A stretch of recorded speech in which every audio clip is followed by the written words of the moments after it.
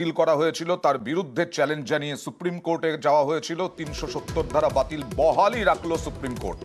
370 ধারা বাতিল বহাল।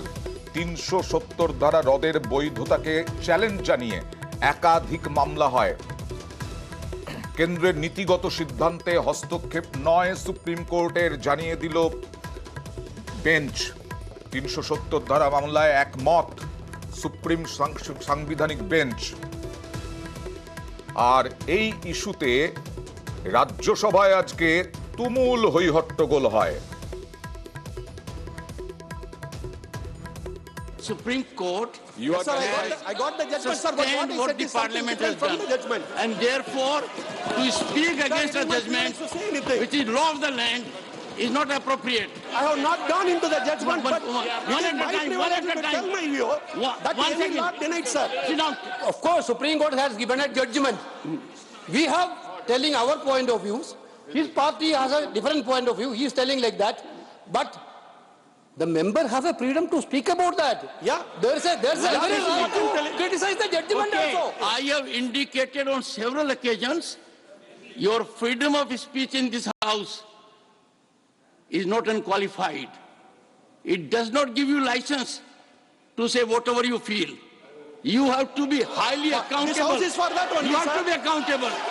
You can't shut your eyes to the law of the land. Without unparliamentary any How member can speak anyone anything. talk against a judgment We which should has not been use the rendered? unparliamentary. Parliament member अपनी बात रखने के लिए कोशिश करता है। अगर वो ठीक नहीं है कानून के तहत, कॉन्स्टिट्यूशन के तहत, आपके बिजनेस रूल्स के तहत, तो उसको आप निकाल दे सकते हैं।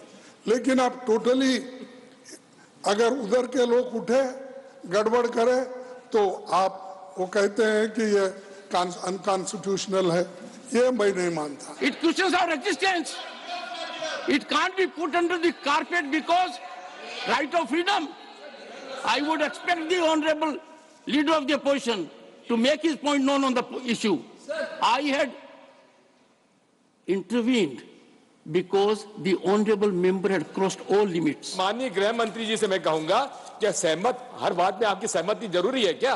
हमारी सहमति जरूरी है क्या? ये अगर सहमत पूरा सदन सहमत हो जाएगा तो फिर लोकतंत्र कहां से रहेगा? आपका एक निष्पक्षता से बैठकर आपको ये अधिकार है।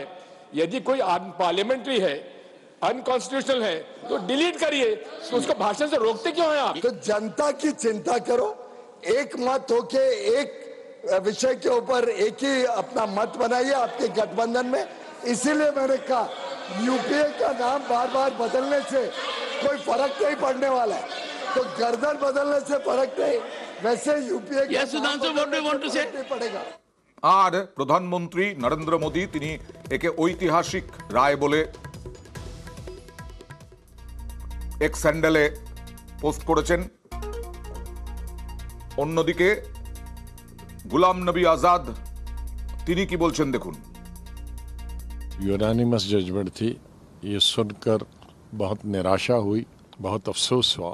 उससे मेरे ख्याल में जम्मू कश्मीर के सभी लोग, चाहे वो कश्मीर के हों या जम्मू सूबा के, वो खुश नहीं हैं। इससे हमारी स्टेट की इकानमी को बहुत नुकसान होगा, ज़मीनें महंगी हो जाएंगी, पूरे हिंदुस्तान के लोग जम्मू और श्रीनगर आएंगे, तो हमारे जो नौजवान बच्चे हैं या बच्चियाँ हैं पढ़ी लिखी, वो और बेकारी हमारी बढ़ेगी, कई गुना और ज्यादा बढ़े।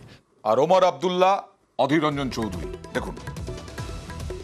मामला यहाँ ख़त्म नहीं होता, हमारी कोशिशें यहाँ ख़त्म नहीं होंगी। ये हमारी लड़ाई जो है ये एक सियासी लड़ाई है, एक आईनी लड़ाई है। आज हम इन 5 ऑनरेबल जजेस को कन्विंस नहीं कर पाए। 5 जजों ने इससे पहले जो 3 जज बेंच का जो फैसला था उसको बदल दिया। सियासी तौर जिद्दोजहद करेंगे इस उम्मीद के साथ चलिए, आज नहीं आगे जाके कहीं मुल्क में ऐसे हालात पैदा होंगे कि हम अपनी खोई हुई जो पहचान है, जो इज्जत है, जो सारा कुछ 5 अगस्त 2019 को हमसे लिया गया, हम इसको वापस हासिल कर सकेंगे। सदन के अंदर बार बार हम ये गुहार लगाते आते थे कि इस एक स्टेट को अब भंग करके यूनियन टेरिटरी बना दिए, तो स्टेट की मर्यादा कब वापस जाएगी? ये कुछ दिन पहले भी सदन के अंदर ये मुद्दा हम लोग उठाए, और आगे अगर ये सुप्रीम कोर्ट फैसला लेते तो और बड़ी अच्छा होती। लेकिन फिर भी देर आई दुरुस्त आना चाहिए। तो हम भी ये चाहूंगा कि सुप्रीम कोर्ट की कहने पर ये सरकार जल्द से जल्द ये चुनाव की घोषणा करे और चुनाव करा के कश्मीर को वापस इनका जो राज्य की मर्यादा थी, राज्यों की दर्जा इनको दिया जाए।